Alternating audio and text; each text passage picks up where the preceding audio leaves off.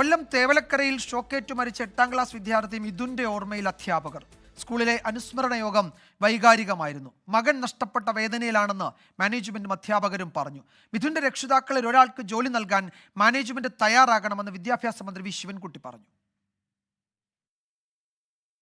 കൊല്ലം Thevalakkara boys ഹൈസ്കൂളിൽ വിദ്യാർത്ഥി ഷോക്കേറ്റ് മരിച്ച സംഭവത്തിൽ സ്കൂളിൽ നാളെ മുതൽ അധ്യയനം ആരംഭിക്കും. വൈദ്യുത ജോലികൾ പൂർത്തീകരിച്ച ശേഷമാണ് ക്ലാസുകൾ ആരംഭിക്കുന്നത്. ബാലാവകാശ കമ്മീഷൻ നിർദ്ദേശപ്രകാരം നാളെ കുട്ടികൾക്ക് കൗൺസിലിംഗ് ക്ലാസ് നൽകും. ഇതിനിടയിൽ സ്കൂളിൽ നടന്ന അനുസ്മരണ യോഗം വൈകാരികമായി.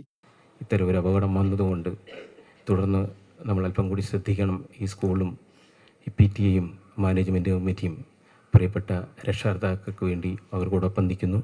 അവരെ കൂടുതൽ ബലപ്പെടുത്തട്ടെ സർവശക്തനായ ദൈവം എന്ന് പ്രാർത്ഥിച്ചുകൊണ്ട് ഞാൻ എൻ്റെ വാക്കുകൾ അവസാനിപ്പിക്കുന്നു. അധ്യാപകർ പൊട്ടിക്കരഞ്ഞു. തെറ്റ് സംഭവിച്ചെന്ന ബോധ്യത്തിലാണെന്ന് സ്കൂൾ മാനേജർ തുളസീധരൻ പിള്ള. മകൻ നഷ്ടപ്പെട്ട വേദനയൊന്നും മാനേജ്മെന്റ്. നമ്മുടെ മകനെ പോലെ എന്നെ ഏറ്റവും ഫീൽ ചെയ്തത് അത് ആ ശവശരീരത്തോടൊപ്പം അങ്ങനെ യാത്ര ചെയ്തതാണ്.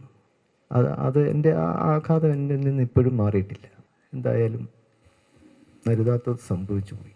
നമുക്കെല്ലാം ആ കുടുംബത്തോടൊപ്പം ചേർന്ന് നിൽക്കാം. അതേസമയം മിഥുന്റെ രക്ഷിതാക്കളിൽ ഒരാൾക്ക് ജോലി നൽകാൻ സ്കൂൾ മാനേജ്മെന്റ് തയ്യാറാകണമെന്ന് വിദ്യാഭ്യാസ മന്ത്രി വി ശിവൻകുട്ടി ആവശ്യപ്പെട്ടു. ആ കുടുംബത്തിൻ്റെ അവസ്ഥ കണ്ടാൽ ഇതൊന്നും ഒരു സഹായമല്ല.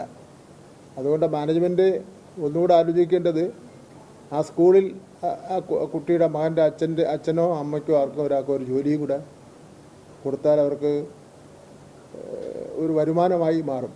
മിഥുന്റെ മരണത്തിൽ ശാസ്താംകോട്ട ഡിവൈഎസ്പിയുടെ നേതൃത്വത്തിലുള്ള പ്രത്യേക സംഘം അന്വേഷണം തുടരുകയാണ്. 24 കൊല്ലം.